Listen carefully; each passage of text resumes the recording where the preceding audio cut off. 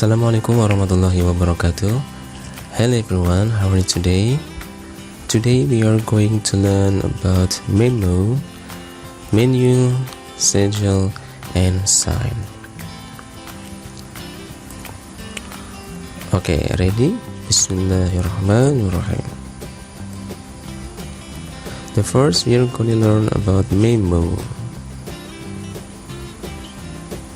Memo is a message or other information in writing sent by one person or department to another in the same business organization based on Cambridge Dictionary. Memo adalah sebuah pesan singkat atau informasi dalam bentuk tulisan yang dikirim oleh perorangan atau departemen atau bagian kepada perorangan atau bagian lainnya dalam satu perusahaan atau instansi. Jadi memo itu berisi tentang pesan singkat yang dikirim dalam satu perusahaan, gitu ya, baik perorangan ataupun antar departemen. Nah, di sini what are the purposes of memo? Apa tujuan dari memo itu tersebut? Yang pertama adalah memberikan informasi atau memperbarui informasi tertentu.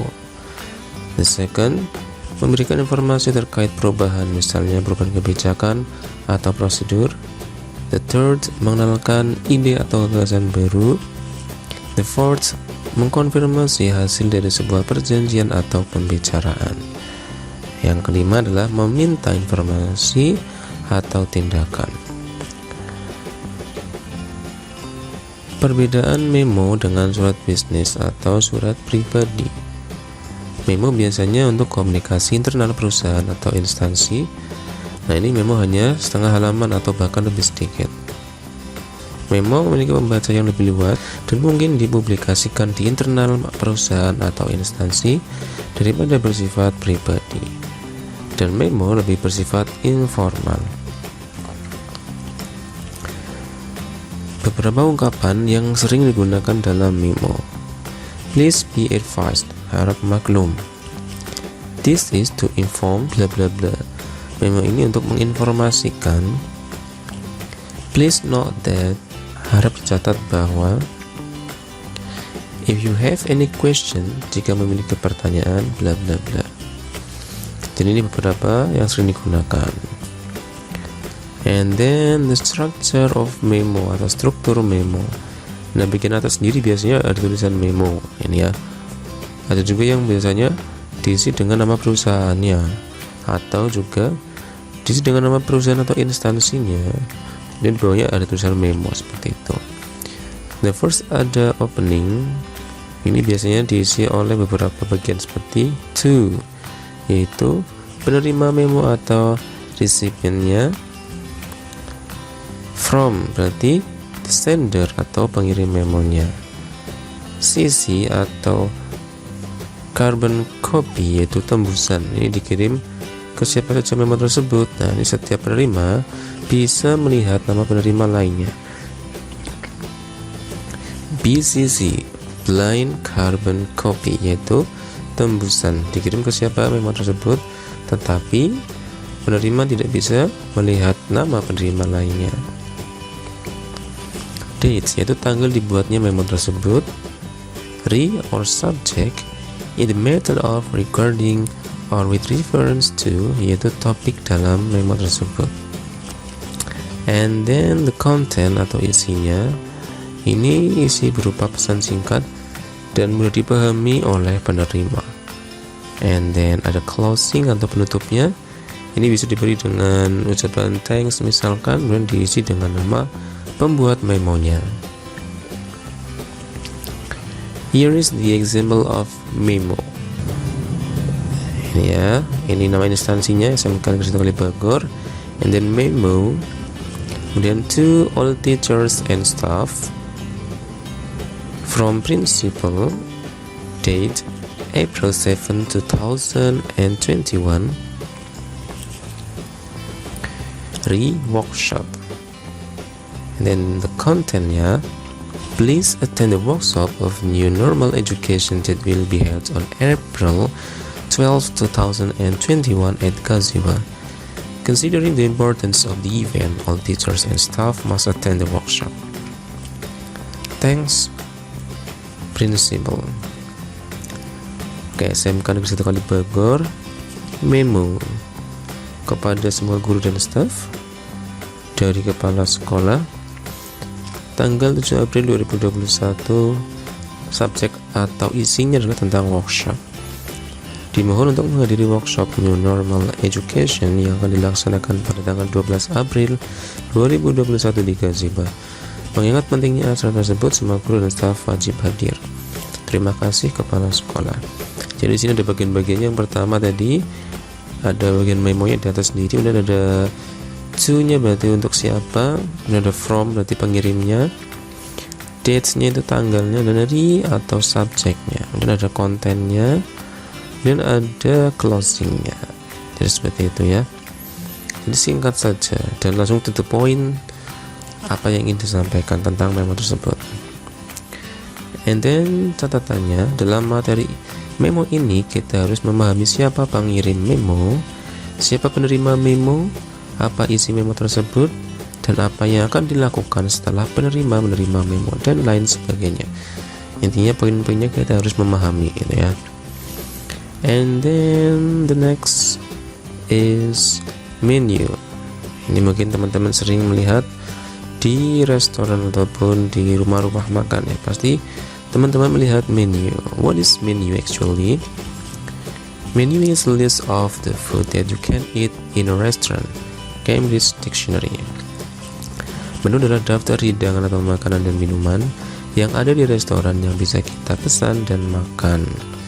Menu ini biasanya terbagi menjadi beberapa bagian, yaitu ini secara umum ada appetizer or starter, menu pembuka, kemudian ada main menu atau main dish atau main course, menu utamanya, dan dessert atau makanan penutupnya. Namun saat ini tentu banyak sekali jenisnya, baik dari makanan atau foodnya ataupun dari minuman, drinks and beverage-nya. Ini biasanya juga ada side-nya, yaitu menu tambahan sampingan, misalkan ada lalapan ataupun acar dan sebagainya. Ada juga kids menu, yaitu menu untuk anak-anak. Ini biasanya lebih dibedakan antara dewasa dan anak-anak. Tapi tentunya ini berdasarkan dari masing-masing restorannya. Ini ya, jenis restoran apa dan menyajikan tentang apa. And then here are the examples of menu. Ini ada menu tentang breakfast and lunch menu. Dan ada sini juga ada menu lainnya. Ini ada appetizer, ada main course, ini juga ada shotnya.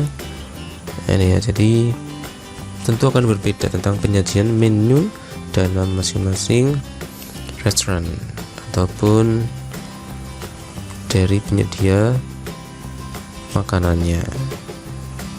Nah, ini bisa berupa makanan besar ataupun makanan ringan ataupun hanya minuman saja. Oke, catatannya, dalam materi ini kita harus paham isi menunya, apa saja menunya, dan harga setiap item menunya. Jadi setiap menu itu sebaiknya yang baik itu adalah ada menu-menunya ya. Dan juga berisi daftar harganya sekalian gitu ya. Dan jenis menunya apa saja, dari beverage-nya, dari main course-nya, dari appetizer-nya dan sebagainya. Biasanya juga menampilkan apa yang sudah habis dan apa yang masih tersedia untuk menunya, juga biasanya ditampilkan. Oke. And then schedule atau jadwal. What is schedule? Schedule is a list of planned activities or things to be done, showing the times or dates when they are intended to happen or be done. Cambridge Dictionary.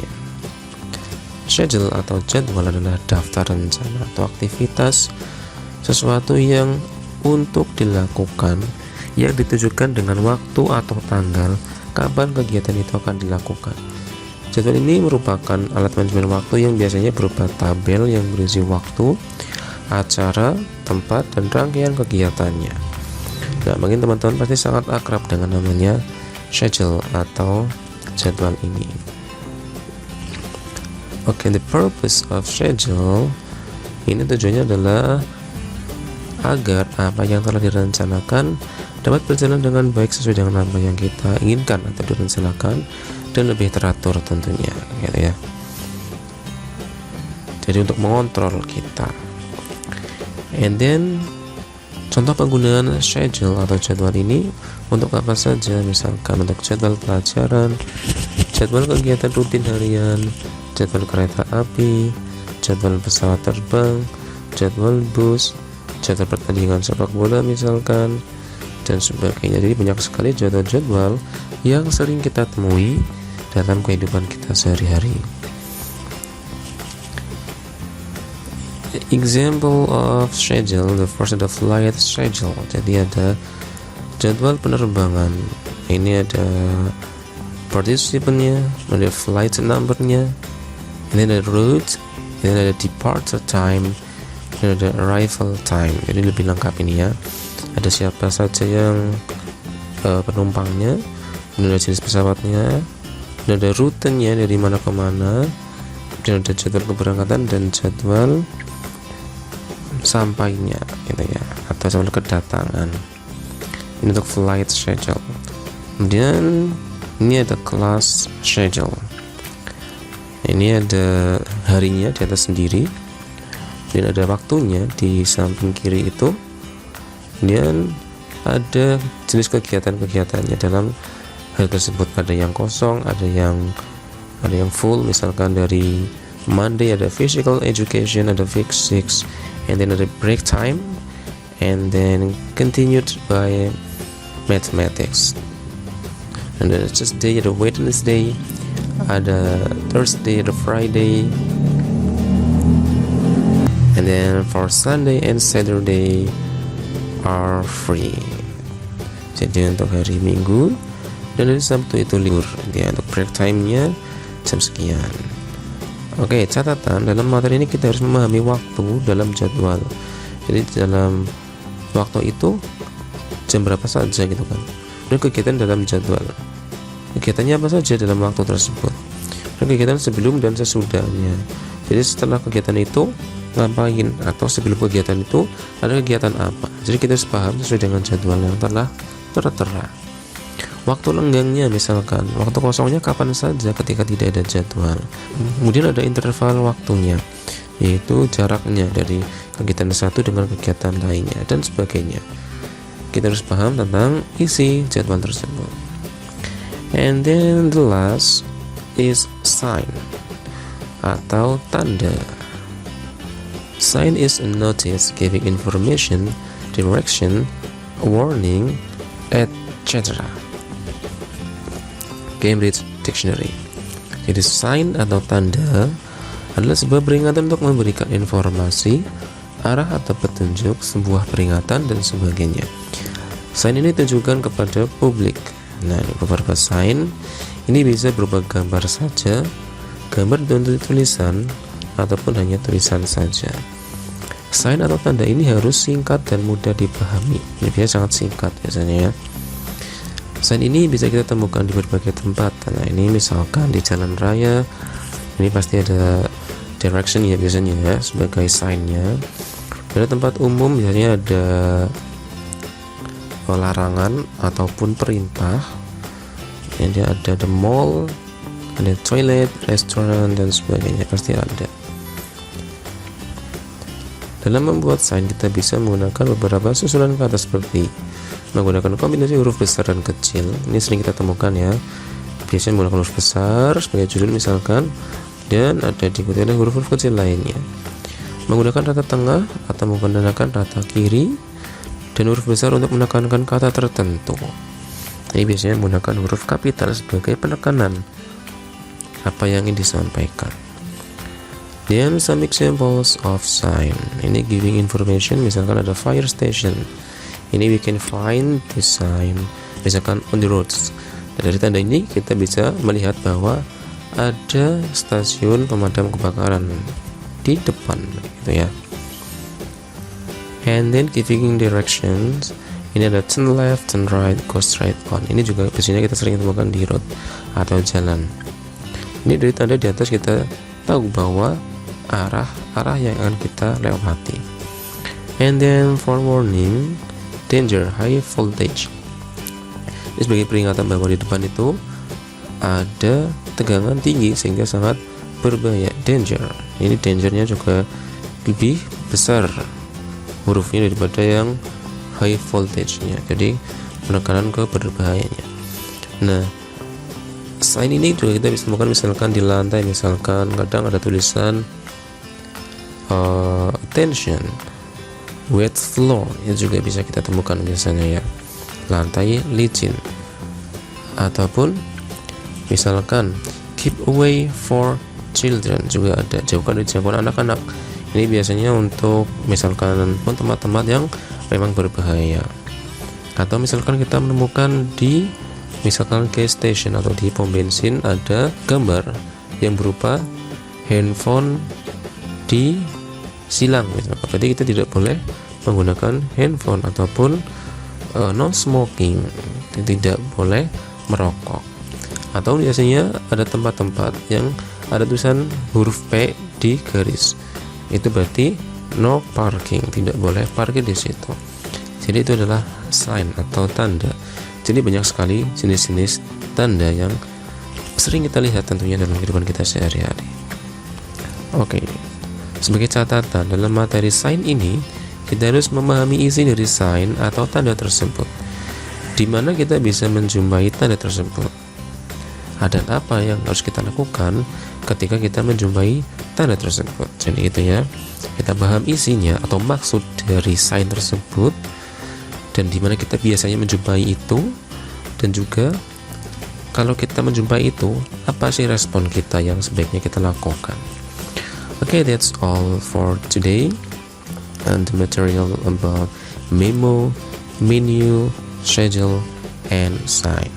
Semoga bermanfaat. Jika ada pertanyaan silakan tanyakan di kolom komentar, dan jika bermanfaat juga silakan di share ke teman-temannya. See you in the next video and thank you. Assalamualaikum warahmatullahi wabarakatuh.